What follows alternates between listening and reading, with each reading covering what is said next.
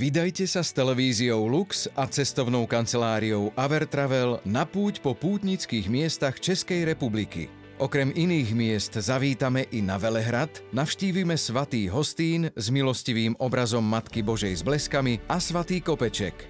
Na hore Matky Božej v Králikoch si uctíme sväté schody. Nevynecháme ani Starú Boleslav, neodmysliteľne spätú so svätým Václavom a Paládiom Zemne České.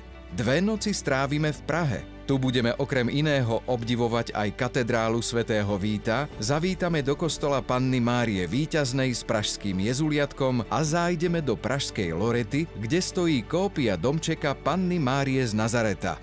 Na Svatej hore u Příbrami si uctíme zázračnú sošku Panny Márie Svatohorské. Navštívime aj baziliku Nanebovzatia Panny Márie a svätého Mikuláša v Žďári nad Sázavou a nádhernú obnovenú baziliku svätého Jána Nepomuckého na Zelenej hore geniálneho architekta Jana Blažeja Santiny Eichla.